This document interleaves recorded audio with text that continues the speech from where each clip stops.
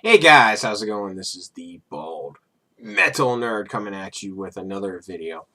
In this one, of course, I'm going to be talking about the state of music in 2018, the current year that is very rapidly winding to a close. So I'm going to start off by talking about something, honestly, that I don't know very much about, and that is what is the most popular music of 2018. It seems to be, I just did Google searches for this stuff, so if I'm wrong, guys, whatever, I don't really keep up with what's at the top of the charts. It looks like something Maroon 5, Girls Like You, I Like It by Cardi B, God's Plan by Drake, No Tears Left to Cry, Ariana Grande, and My Feelings Drake, Better Now, Post Malone, Lucid Dreams, Juice WRLD. Love Lies, Khalid, The Middle, Maren Morris, One Kiss, Dua Lipa, Eastside, Benny Blanco, and I'm not going to go on and on. And then I looked at just, these are showing, quote, the best music artists of 2018, but I think this may just be a random list by some person. I don't know how much bearing this has. Jackie Evan Show, okay. Eminem, which I don't really consider him a newer artist, but whatever, considering he's been around, I think, for almost 20 years now. Ed Sheeran, I've heard of him, I'm just not familiar with him. Next up, they have Imagine Dragons, Bruno Mars. Funny enough, they have number 6, Judas Priest. While, yes, in my opinion, they definitely made one of the best albums of 2018, I don't really know if they belong on this list. Considering they're not really a newer band. 21 Pilots, okay. Maroon 5, XXX Tentacoin, Paul McCartney. You're shitting me, right? Paul McCartney, okay. Yeah, this is obviously not a very, okay. And then just showing popular artists of 2018. This is on Billboard's site, okay. And what I find funny is it shows one of the most popular artists of the year is Queen. Queen? Okay. Ariana Grande, Michael Bublé, Travis Scott, Imagine Dragons, Pentatonix, BTS, Drake. Okay, so basically, it looks like the charts are mostly dominated by, in my opinion, complete trash. Just vain, insipid pop music, right? And I'd say that's a pretty accurate term, or where music is. And since 2008, it's really kind of been the story. Because the last video I did, this the state of music in 2008, it's really been that way.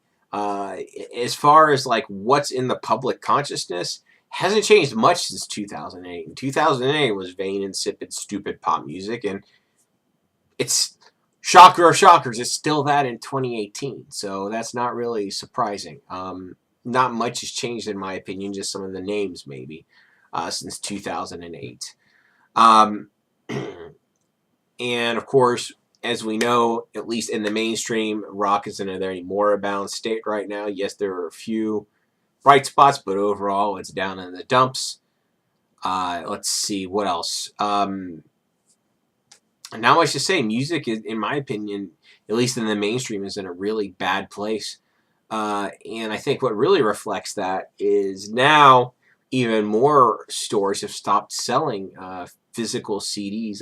Best Buy stopped selling CDs this year, which, if that was the only change in physical media, that in and of itself, may not be seen as a huge change, but it is a big change. They were one of the few national retailers still carrying music CDs, and now they've stopped. So that is a big blow, for lack of a better term, to physical media. Granted, their selection had been declining for years and years and years and years and years and years and years, but for them just to completely pull the plug on it is, I think, overall a negative. It's not going to have a giant impact, and obviously physical album sales are falling or continuing to fall this year. So whatever. But as far as the state of, music overall, I guess it's relatively healthy. The underground scene still has many, many, many artists of pretty much any genre you can imagine putting out good quality music. That is still a thing that's happening. And let's talk a little bit about people's, listening habits, since 2008.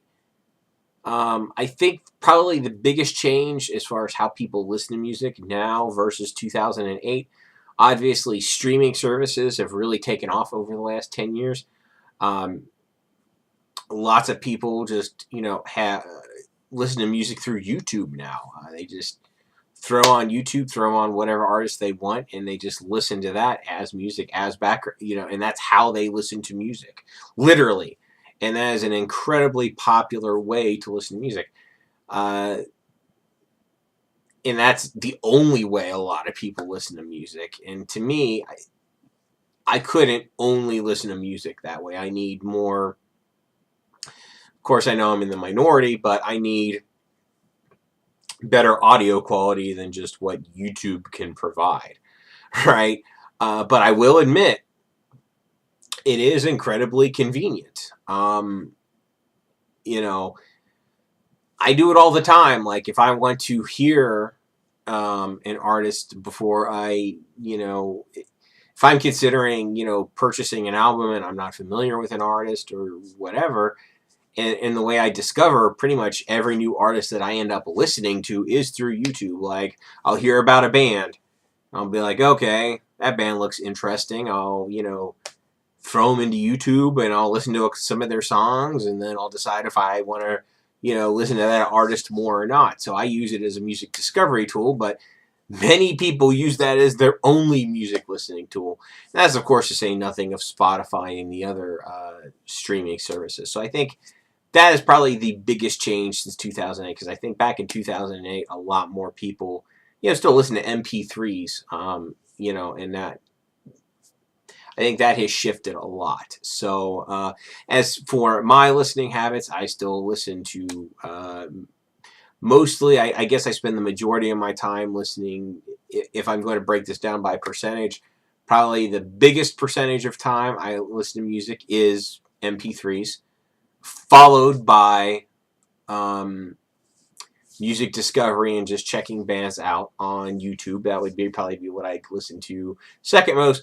And then thirdly, CDs, and then lastly, vinyl and cassette, way down there. So anyway, that's where I think the current state of music is. What do I think the next 10 years are going to hold for music? I don't know.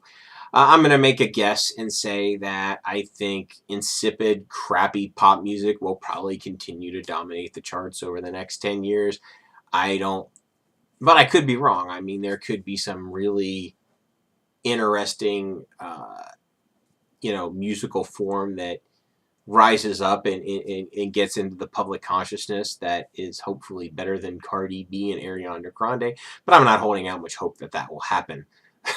So, and I think other forms of music will continue to proliferate in the underground. I think album sales will probably, unfortunately, continue to decrease more and more. And I think that's just where we're heading. I don't know if they'll stop making CDs in the next 10 years or not. I hope they don't, but you never know. Could happen. So anyway, that's pretty much it.